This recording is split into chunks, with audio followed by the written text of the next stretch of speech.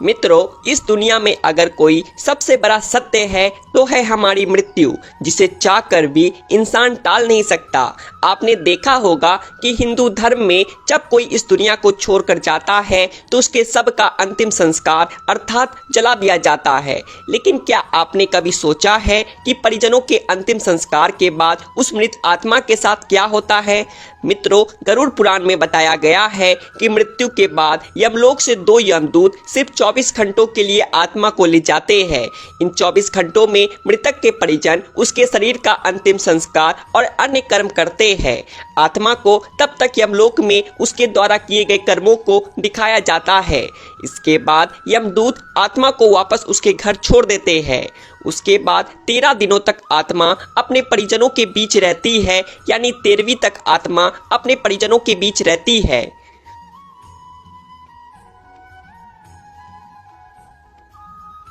इसके बाद फिर से आत्मा यमलोक के लिए रवाना हो जाती है। इसी बीच आत्मा को 3 अलग अलग मार्ग दिखाई जाते हैं। अब इनमें से किस मार्ग पर आत्मा को भेजा जाएगा या उसके जीवन में किए गए कर्मों पर ही निर्धारित होता है। मित्रों, पहला अर्ची मार्ग यानी देवलोक की यात्रा का मार्ग माना जाता है। दूसरा मार्ग धूम मार्ग है, जिसे पितृलोक का मार्ग बताया गया है। और तीसरा मार्ग उत्पत्ति विनाश मार्ग यानी नरक की यात्रा के लिए होता है। अपने पाप और पुण्य को निर्धारित समय तक भोगने के बाद आत्मा को फिर से शरीर मिलता है। इतना ही नहीं, मृत्यु के बाद जीवात्मा को यमलोक के मार्ग में कई प्रकार की बाधाओं का सामना करना पड़ता है। इन्हीं बाधाओं में से एक है यमलोक के मार्ग पर पड़ने वाली बैतरणी नदी।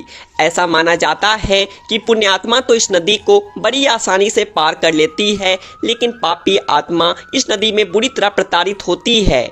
गरुड़ पुराण में बताया गया है कि पक्षी राज गरुड़ श्री हरि से पूछते हैं कि हे प्रभु, मृत्यु लोक और यमलोक के बीच जो बैतरणी नदी स्थित है उससे जीवात्मा का क्या संबंध है और उस नदी से कैसी सजा भुगतनी पड़ती है?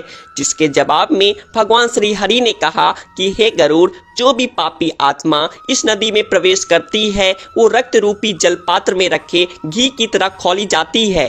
इस नदी का रक्त रूपी जल कीटाणुओं और वज्र के समान सुमन वाले जीवों से भरा रहता है। साथ ही यह नदी खड़ियाल, मगरमच्छ और इनके ही जैसे अनेक हिंसक और मांस भक्षण जलचरों से भरी हुई है।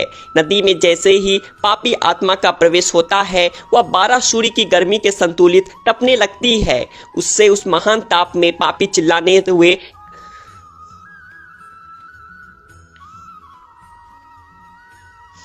उससे उस महान ताप में पापी चिल्लाते हुए करुण विलाप करने लगता है। जब ताप उसे बर्दाश्त नहीं होता तब दुरात्मा उस भयंकर रक्त रूपी जल में डुबकी लगाने लगती है। मित्रों, जब लोगों ने अपने जीवन में पाप किए होते हैं उन्हें नरक भेजा जाता है। वहीं जो अच्छे कर्म करते हैं उन्हें स्वर्ग की प्राप्ति होती है।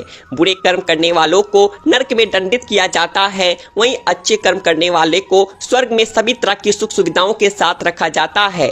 गरुड़ पुराण में बताया गया है कि जिन आत्माओं को स्वर्ग में स्थान मिलता है उन्हें यमराज स्वयं अपने भवन से स्वर्ग के द्वार तक छोड़ने जाते हैं, जहां अप्सराएं उनका स्वागत करती है।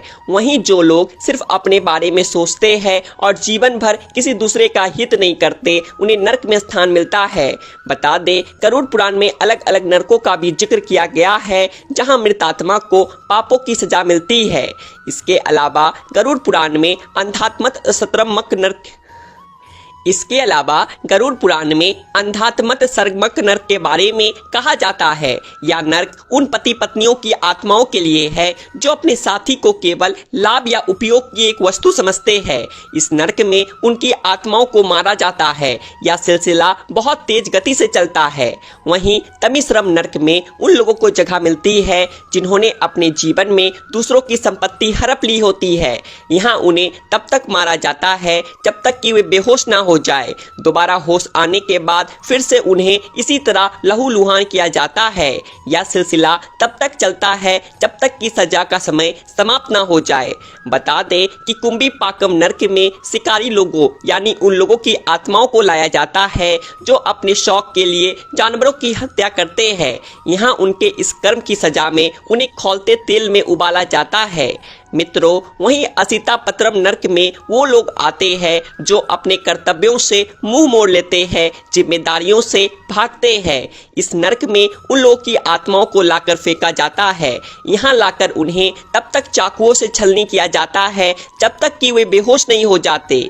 गरुड़ पुराण में कलासूत्रम नर्क के बारे में बताया गया है कि यहाँ उन आत्माओं को लाया जाता है जिन्होंने अपने जीवन में कभी बड़ों का आदर सम्मान नहीं किया होता है। इस नर्क में बुरे कर्मों की सजा देने के लिए अधिक गर्मी में तब तक रखा जाता है जब तक उनकी सजा की सीमा समाप्त नहीं हो जाती।